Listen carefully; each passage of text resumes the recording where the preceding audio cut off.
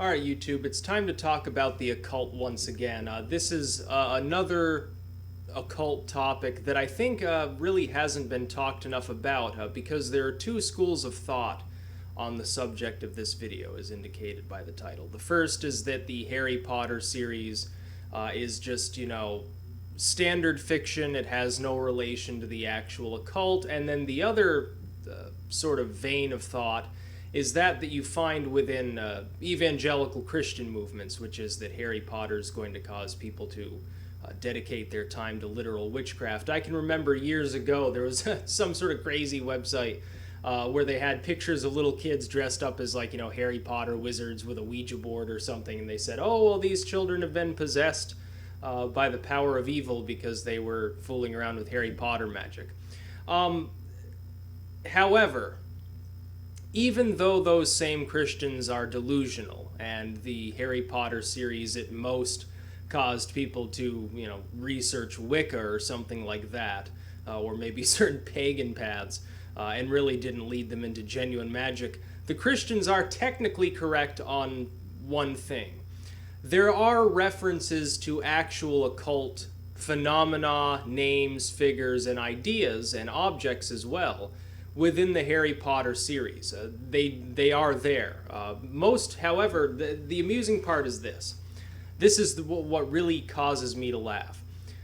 The kids and who got into Harry Potter, magic, quote unquote, and the Christians who demonized it, focused on the cauldrons and the frogs and the general applause for the idea of witchcraft being good, but they did not dig deeper, and if they had, they would have actually seen that there were very real occult references within this work. The most notable example is probably the Philosopher's Stone, the Sorcerer's Stone in the American version. The Philosopher's Stone is an object, a mystical artifact, that was said to be created through various means with alchemy. With the alchemical process involved in making a material pure enough to transmute other metals into gold. You see, this is what the first story in the Harry Potter series revolves around. The Sorcerer's Stone is a centuries-old concept that actually comes from the occult. I have to wonder, actually, while I'm thinking about it, if J.K. Rowling didn't either have some knowledge of the occult or acquire it when she was actually writing these stories. The second example would be the Hand of Glory.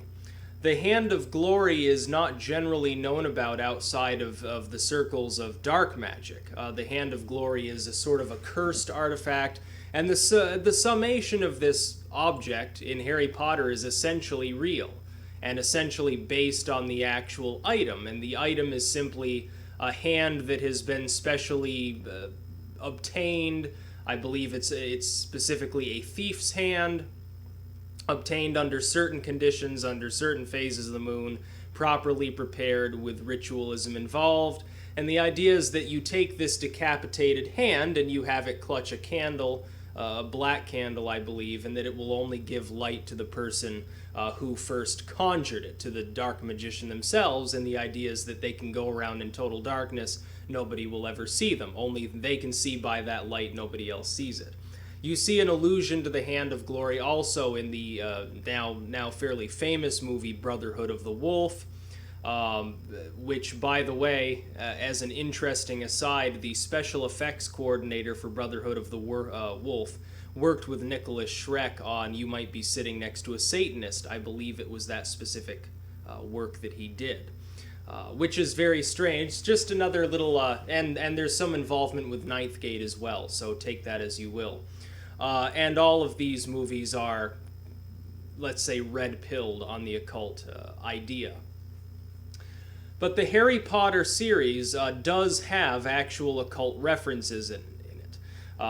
Mermaids. Here's one that she got right that many authors have not. Most of the time when you hear about mermaids, you hear about some beautiful being that's mostly human but just has a long fish's tail, and they're glimmering and dancing and laughing, and they're extremely feminine, and if there are males represented as well, they're extremely masculine. They're very, physically attractive. They have big chests and flowing hair and so forth. The actual idea of the mermaid is sort of a rancid, horrible sea hag, loosely based, I guess, on the idea of the Cyrene from Greece, sort of from the Odyssey and things of that nature. And of course, the view of them as beautiful also doesn't make sense when you think that most of the sightings of these creatures were drunken sailors who had been in the sun too long out at sea alone without female company, seeing manatees, or possibly other aquatic specimens. A manatee doesn't look anything like the Little Mermaid. It looks more like the sort of mermaids that you see represented in Harry Potter. And going beyond that, there's just the general paranormal in every other sense. You've got the trolls, the goblins, you've got all sorts of things. Does that mean that the spells and sort of the mumbo-jumbo material is real? No. It's simple. Most of it is simply Latinized short statements that equate to spells that she made up, Lumos and Wingardium Leviosa and all of this other stuff. They're not real spells. Obviously, you can't take a stick and wave it around and cause these things to happen. However, the basic concepts are there. It's theatrical, it's sort of Hollywoodized, especially the movies. If you read the books, and I think unfortunately a lot of us, those of us who read the books and then watched the movies, were extremely disappointed until the third movie. The first movie sucked completely. The only novelty there was that it was the Harry Potter movie, see it in the big screen. The second movie was slightly better, but still cut out most of the important material. After that, things got better. The idea of the basilisk. This is not the sort of paranormal cryptid-like creature that generally appears in normal conversations just about cryptids. When you're thinking of cryptids, there are two groups of creatures that you're thinking about. The first are creatures that probably exist in some form, or they're physical beings. They may be misattributed from an actual entity. For instance, Bigfoot could be an escaped gorilla. But it's based on something real. And then there are those that are more fanciful, more ancient, and they're based on occult texts. The basilisk fits right in there. These are figures that appear in the Picatrix, the Grand Grimoire, the Ars Goetia, and a million other texts of older origin, as opposed to modern cryptid research, which is where you find most of the descriptions of these creatures. For instance, to a modern cryptid researcher, the idea of goblins is ridiculous. They're either going to say they don't exist outright, or what you're actually seeing is maybe some sort of monkey that hasn't been described yet, or some sort of hominid, or maybe aliens. That's what they're going to tell you. If you ask somebody who practices a more authentic, older version of occultism, are goblins real? They will say yes. They will say you may not be able to see them all the time, but they are there. The idea of things existing on other wavelengths that only temporarily cross over with ours, that essentially existence is arranged in wavelengths, the same way that a radio works. If you're tuned to 100 FM, you're not going to be able to perceive something that's coming in on 95 FM. The wavelength is wrong. You cannot perceive it, but that signal is still there. All you have to do is tune it to see it, to hear it. It's the same way with a TV that works with an antenna. It's simply a frequency, a signal. The idea that this is what I think behind most of the cryptid stuff, most of the occult stuff, is simply temporary crossing over of another signal. Either our wavelength has temporarily altered slightly and begun to manifest things from another, or the other one has begun to change slightly and has crossed over into our world. And that's what I believe. I think it's perhaps a rare event, but it is, I assume, possible to do. And it fits in with, multiverse theory and how many dimensions there are and whatever. But the books, Harry Potter books, a lot of the content in there is either directly from the occult, like the Hand of Glory, like the Sorcerer's Stone, or it references actual occultism, but the names have been changed or the facets have been changed somewhat. Or you're simply looking at fairly well-known lore, the idea of werewolves, all of these different things that they have in the book, and all of these different characters. I found it funny, as time went on, J.K. Rowling's Harry Potter franchise became more politicized. You can see around the book number 5, you can really see politics and sort of disdain for authority creep into the books. I have a feeling that most or all of them, the basic point is question authority and do what's right rather than necessarily what's allowed. You can see that facet repeated over and over and over again in every book, more and more rapidly as the series winds down. However, the occult takes at least a second row seat in the Harry Potter books. It's not simply complete fantasy. There are actual principles there that are based on genuine ancient occultism. Again, those 3 examples suffice to prove the point. The Philosopher's Stone being basically what the entire first story revolves around. The basilisk, which is quite literally a snake egg hatched under a toad. A chicken egg hatched under a toad.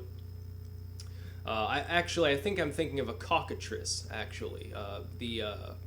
Yes, that's a cockatrice. If it's a serpent egg, it becomes a basilisk. They're similar. The methodology is similar, and I believe that goes to the Grand Grimoire as well. That's where the Hand of Glory comes from, if I remember correctly. But it's in there. This is an actual ancient, medieval or Renaissance era grimoire. It does contain this material, and that material is repeated almost exactly as it is in those texts in the Harry Potter franchise. I believe that Rowling did research these topics before making these books, either drawing inspiration or directly drawing figures and names from those texts. I wouldn't be surprised if she has grimoires in her home that she's actually basing part of her writing on. That would also explain in a way why it became so successful. Perhaps she did perform some sort of dark ritualism. Perhaps she's lying when she says that she doesn't practice magic. Maybe she really is an anti-Christian person trying to win us all over into witchcraft. Obviously, I'm being sarcastic. I don't actually believe that. But it is interesting to see the actual occult references in her work. Does that mean that I think that people should start trying to practice magic as it is in the Harry Potter universe? No, that would be a very strange spiritual belief. It'd be very, very strange. It also wouldn't work. But taken with a grain of salt, a lot of the names and things that you find in the series are reality. Even the herbs. Even the herbalism, the idea of the mandrake. Obviously, if you pull a mandrake out of the ground, it doesn't actually scream and kill you or knock you out. But it is a very real occult herb. It's been used for centuries. It's been used since the ancient times by various cultures for various maladies, for healing, and for bewitching things. And nightshade, henbane, all of these other things that are talked about. Dittany, false dittany. I've got false dittany growing in the garden. For that very reason. And it is very much real. Not real in a sense of, well, I'm claiming that this magic is real, but real as in it's based on those authentic original texts. Whether or not those texts in turn work, they are older. They are from centuries ago, and these are concepts that are based on those writings. Also, a quick shout out to one of the best Game Boy games that was ever created. Harry Potter and the Sorcerer's Stone for the Game Boy Color was fucking amazing. It might be, for those of you who've played it though, I don't know if anyone else noticed this when they were playing it by accident, but there was a glitch after you defeated an enemy. If you then used a card combination, you would actually go back into the battle screen. This is totally off topic, I'm just spouting off right now. You would go back into the battle screen, instantly win the battle, and you'd get more experience and money than you did the first time. And you could do this over and over. Eventually it would glitch out, so you had to be careful about how much experience you were getting. But it was a good way to quickly level up, get a huge amount of money, basically buy whatever you wanted. And you could also get special items this way, because eventually you'd start getting, a high quality, various armor and so forth from this happening. You would also get more cards from it. So just something interesting, completely out there. I bet people never would have guessed that I was, spending my young years playing fucking Harry Potter and the Sorcerer's Stone on Game Boy Color. I swear to you, though, if I find a good emulator, I'm getting it emulated, because that game was addictive, legitimately. It was far better made than most of the Game Boy Color games that I ever played. So that's out there, but yes, I digress. Yeah, there are real occult concepts in the Harry Potter series. For those of you who might look at these Christians' arguments, just shrug it off and say, well, there's no occultism in there, it's all fake, it's Hollywood magic. Well, mostly, but not quite all the way. There are a few real concepts in there that I think most people, ironically, in the most amusing sense possible, the evangelicals who spent years ranting about Harry Potter completely missed these things. They had no clue that they were in there. All they were focused on was, oh my god, my children, they're gonna start worshipping Harry Potter and wearing black robes and conducting black masses. But they never once said anything about the Hand of Glory from the Grand Grimoire. It was laughable beyond words. That's about all. Peace out.